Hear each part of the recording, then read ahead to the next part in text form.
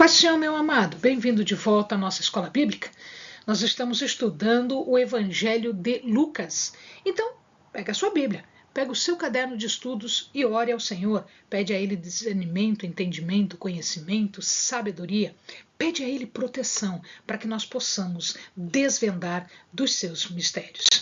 Estamos já quase terminando a parte de Jesus na Galileia, que vai até quase o finalzinho do capítulo 9. Esta história retoma a parábola do semeador que nós vimos no vídeo passado. Nesta parábola, Jesus fala sobre a candeia. Candeia é uma lamparina que tem a aparência dessa imagem que o amado está vendo ali. Ela tinha a função de iluminar. Então, as casas de antigamente, elas não eram tão iluminadas como as casas que nós temos hoje em dia. Então, o que acontecia é que normalmente tinha uma porta e não havia muitas janelas, era praticamente um cômodo só, bastante escuro. Então, eles usavam uma candeia, ou a candeia, que era, na verdade, uma lamparina com fogo que queimava o óleo. Essa candeia poderia ser colocada em vários lugares da casa. Inclusive, existia lugar próprio para isso, um pouco mais alto, que pudesse alumiar toda a casa. A candeia, então, tinha esta função e, portanto, não era muito lógico pegar uma candeia e colocar debaixo de um vaso ou debaixo de uma cama ou num local onde ela não pudesse produzir luz. O que Jesus queria dizer com esta parábola? Ele queria nos ensinar que devemos deixar que a nossa luz brilhe para iluminar os homens. Mas de onde vem a nossa luz? Esta luz que nós possuímos e que os apóstolos possuíam não é uma luz própria, ou seja, não é uma luz que nós temos. É uma luz que vem de dentro, ele vem do Senhor. Então, eles devem deixar que esta luz, a luz do Senhor, a luz de Jesus, esteja para brilhar, para iluminar. Então, nós não devemos nos esconder, nós devemos anunciar esta luz, alumiar. Então, nós devemos usar aquilo que Deus nos dá. Isso aumenta. Aquilo que nós usamos vai aumentar. Se nós não usarmos, nós perdemos até mesmo aquilo que nós pensamos que temos. Jesus fala que nada pode ser escondido do dia do julgamento, porque neste dia tudo virá à luz. Quando nós queremos ver melhor alguma coisa, nós colocamos num lugar onde haja mais luz. Quanto mais luz existir, mais nós enxergamos detalhes. Então, aqui, o que Jesus nos ensina é sermos luz, é iluminarmos, é deixarmos transparecer esta luz que está em nós. E aí, aquele que tiver, mais ainda lhe será dado. E aquele que não tiver, mesmo isto, será tirado, porque não foi utilizado. No momento posterior, está Jesus ensinando, curando, salvando, exorcizando, e eis que a sua família veio vê-lo. Quando a Bíblia fala de irmãos, a mãe e os irmãos, a mãe é Maria, mas os irmãos, alguns acham que estes irmãos deveriam ser outros filhos de José e de Maria, ou só de José, porque alguns dizem que Maria não teve outros filhos a não ser Jesus. Isto não está provado na Bíblia. A Bíblia não fala isso. A Bíblia fala que Maria tinha outros filhos. Entretanto, a palavra filho, a palavra que é traduzida como filho, ela pode significar, sim, irmãos de sangue de Jesus, filhos de José e de Maria, ou seja, irmãos e irmãos como nós conhecemos hoje, mas também pode significar parentes muito próximos, que também eram chamados de irmãos, que também eram chamados de filhos. De qualquer maneira, sendo eles irmãos de carne ou irmãos por parentesco de José ou parentesco de Maria, eles vieram ver Jesus e eles não conseguiam chegar até Jesus porque Jesus estava cercado de pessoas. Vieram falar então para Jesus e Jesus, ele responde que a sua mãe e os seus irmãos eram aqueles que ouviam a palavra de Deus e que executavam a palavra de Deus. O que parece para os intérpretes, para os estudiosos da Bíblia, é que a família ela achava que Jesus deveria estar disponível para ela o tempo todo. Que por ser família, Jesus tinha que atendê-los em qualquer momento. Mas Jesus estava dedicado à obra, à sua obra, à obra do ministério. Então, não havia espaço para possessividade. Por ser da família, você tem que escutar. Não. É da família, se é da família, muito maior razão existe em que esta família siga os mesmos passos de Jesus, porque esses são os passos que ele está dando para o ministério de acordo com os planos e a vontade de Deus. Jesus não está repudiando a sua família. Não, ele está dizendo o seguinte, que existe um dever maior, que é o dever diante de Deus. E isso deve ser mais importante, deve tomar precedência sobre todas as coisas, todas as demais coisas. Se a família dele precisava de alguma coisa, isto seria resolvido de acordo com o ministério do Senhor. Eles não iriam receber nenhum tratamento diferenciado, porque no reino de Deus o tratamento diferenciado é o tratamento para o miserável, para o pobre, para o vulnerável, para aquele que Deus determina ser imprescindível fazer o tratamento, né? Todos os demais que possam viver a sua vida e que possam arcar com as suas responsabilidades e os seus deveres, devem fazê-lo. Então não é porque é da família que ele vai passar à frente de todos os outros necessitados. O ministério de Jesus era um ministério altamente cansativo. Jesus se cansava porque ele estava o tempo todo em ministério, o tempo todo fazendo curas, fazendo exorcismos, o tempo todo em guerra espiritual. E o centro do seu ministério era no Mar da Galileia, ali na Galileia. Como os amados estão vendo ali, essa imagem é uma imagem do Mar da Galileia. Então Jesus ia para um lado, para o outro, para um lado, para o outro, e para poupar tempo, ele fazia essa travessia, porque por mar era mais rápido passar de um lado a outro do mar e não ter que dar toda a volta andando. Pois muito bem. O problema é que este lago ele está sujeito a tempestades repentinas. Por conta da sua localização, existem muitos montes, a geografia dele favorece que do nada aconteçam tempestades. E aí ele estava, num destes dias, Jesus está indo de um lado para o outro, ou seja, ele está atravessando o lago para ser mais rápido e ele acaba dormindo dentro do barco.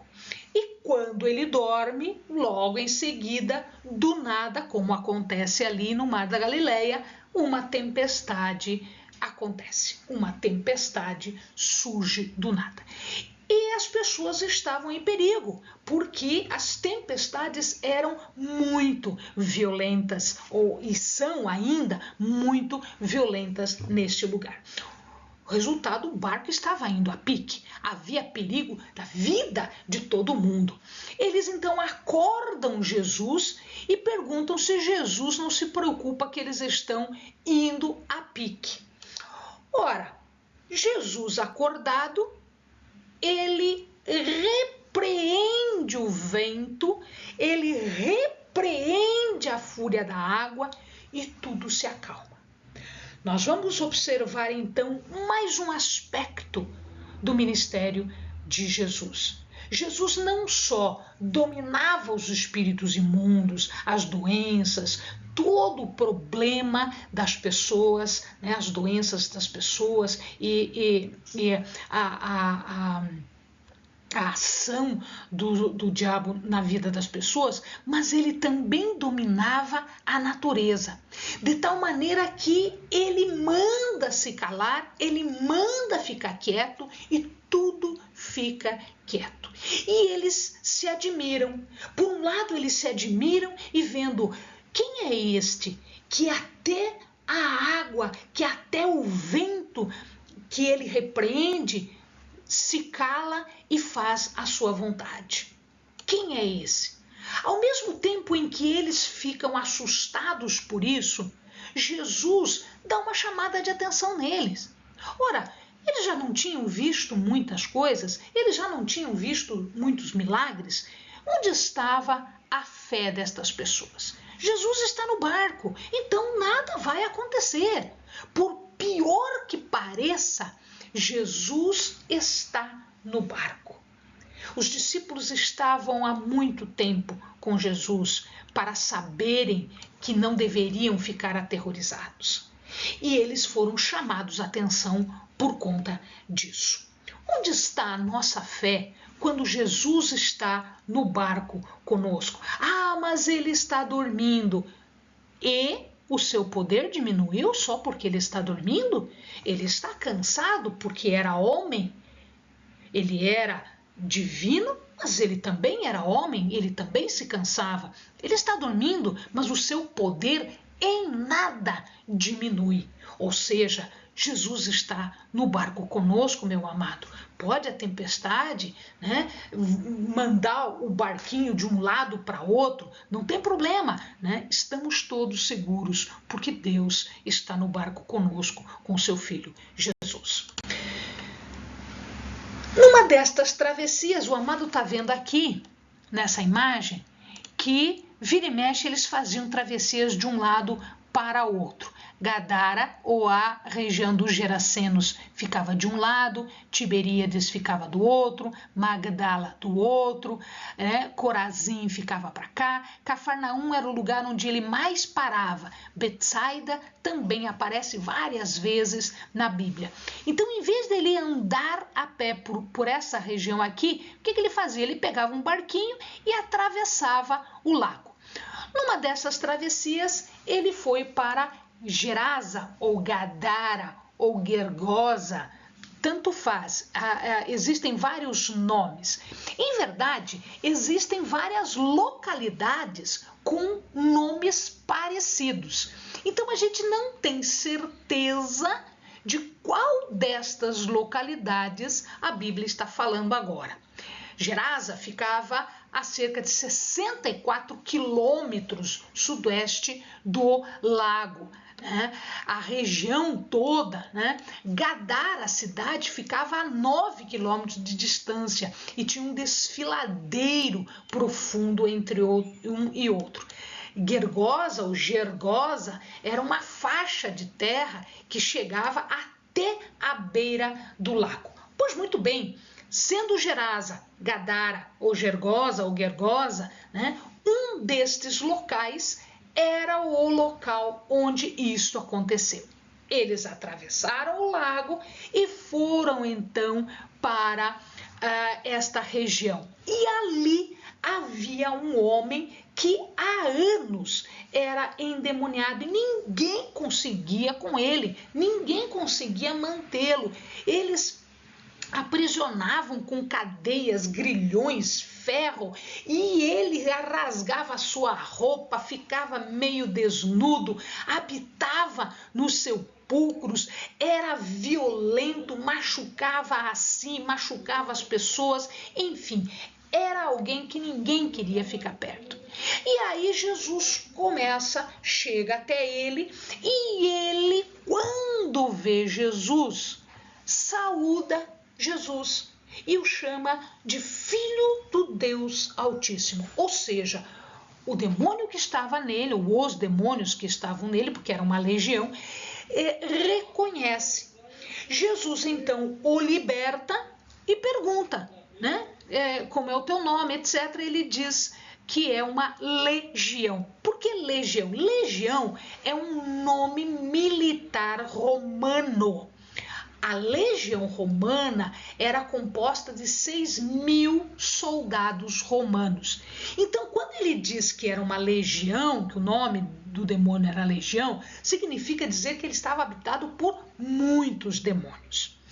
Então, Jesus, quando liberta, manda que todos estes saiam dali, e eles, com medo, eles pedem para que Jesus os mande para uma vara de porcos. Tinha um monte de porco por ali, e aí eles pedem, não, nos mande até os porcos. E eles entram nesses porcos, e os porcos, por conta disso, desesperados, eles correm e se precipitam, né? Morro abaixo. E aí eles acabam morrendo neste lago, eles acabam se afogando. Ora, com tudo isso acontecendo, os donos ficam sabendo do que está acontecendo, vão até lá, e quando chegam lá, eles já encontram o homem perfeitamente vestido, perfeitamente equilibrado, tudo certinho, aos pés de Jesus, ouvindo Jesus.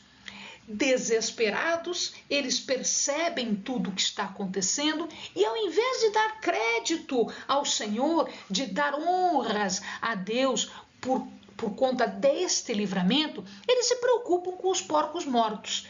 E aí, com receio de tudo isso, eles pedem para que Jesus se retire de lá. Muito diferente do que o endemoniado. O demoniado, ele pede para ir com Jesus. Mas Jesus tinha uma missão para ele. Jesus o comissiona para testemunhar naquela terra. Olha que coisa interessante. Até agora, Jesus dizia para ninguém falar nada quem era, para ninguém falar nada do que ele estava fazendo. Mas para este homem que estava fora do território dos judeus, ele diz que podia testemunhar, que devia testemunhar, e que a missão dele era ser um missionário na sua própria terra. Isto só era possível porque ali eles não tinham uma visão equivocada do Messias. De volta agora para Cafarnaum, então o que acontece é, eles saem de Gadara, né? E eles voltam para Cafarnaum, porque esta era a sede do ministério de Jesus. Quando eles voltaram para Cafarnaum, logo em seguida vieram os anciãos do lugar, da sinagoga, e o chefe, né, da sinagoga, Jairo, que era o chefe dali, e ele chega até Jesus e diz que a sua filha, a sua única filha, está doente. É uma menina de 12 anos, é a única filha desse chefe da sinagoga, e ele roga a Jesus que o cure. O chefe da sinagoga era aquele responsável pela ordem do culto, era ele que elegia as pessoas que iam fazer o quê, quem lia o quê, quem explicava, enfim, era ele o responsável pela ordem na sinagoga, no culto da sinagoga. Então Jesus vai com ele, vai até a casa de Jairo e no meio do caminho aquela multidão empurra daqui, empurra de lá, um monte de gente pressionando Jesus.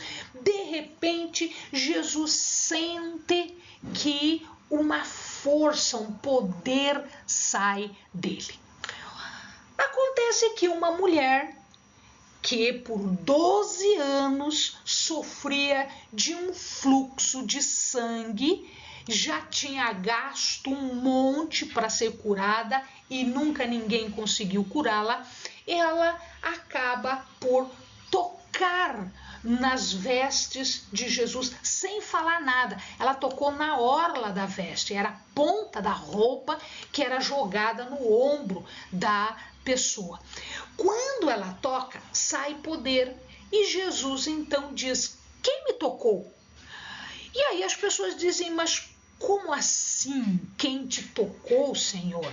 O Senhor está no meio de um monte de gente, tem gente para todo lado, tem gente pressionando de todo lado. Quem te tocou? Todo mundo te tocou. Daí ele disse: não, alguém me tocou de forma diferente, de tão diferente que me tocou que eu senti sair poder. Ora, veja que ela não pediu nada, ele não falou nada, ele nem estava, vamos dizer assim, sabendo. A fé desta mulher fez com que ela tocasse em Jesus e que o milagre acontecesse. Ela vai então, porque ela foi instada a fazer, ela vai contar a história. E era preciso que ela contasse. Por quê? Porque se ela tinha um fluxo de sangue, ela era cerimonialmente impura. Ninguém podia tocar nela, nem a sua família, ela não podia adorar no templo, ou seja, cerimonialmente ela era impura, ela tinha que ficar isolada. Então, quando ela conta a história, e Jesus diz: vá, a tua fé te curou. Quando ele faz isso, ele libera a mulher para o convívio. E nós temos uma outra noção aqui, um outro ensinamento aqui.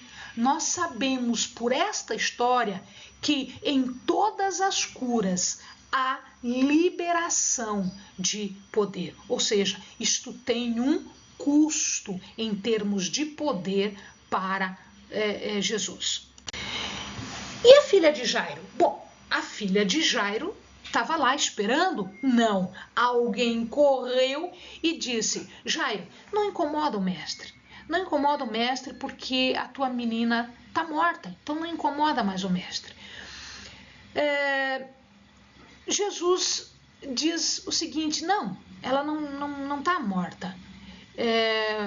Vamos lá, confia em mim. Acredita em mim, tenha fé em mim. E eles foram.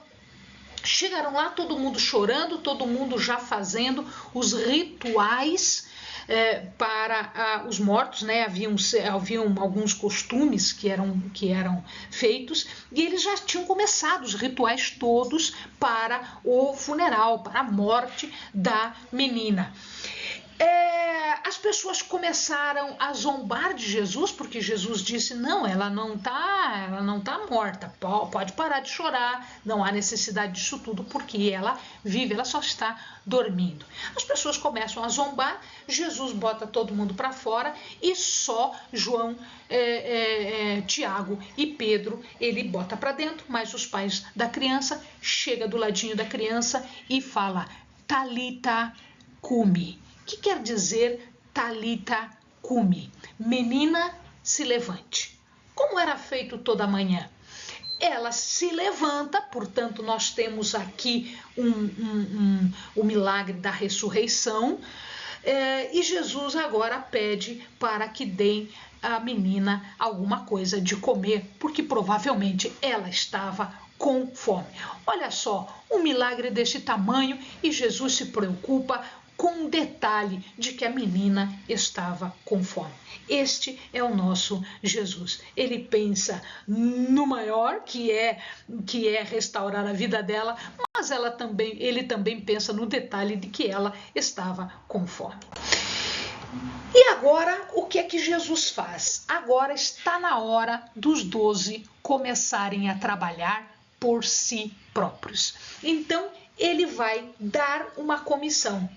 Ele dá uma missão aos 12. Os 12 são enviados para pregar o reino de Deus e curar os enfermos. Eles já tinham visto tudo, eles já sabiam como Jesus fazia, agora era a vez deles começarem a trabalhar. Ele lhes dá autoridade e poder sobre os demônios, sobre as doenças.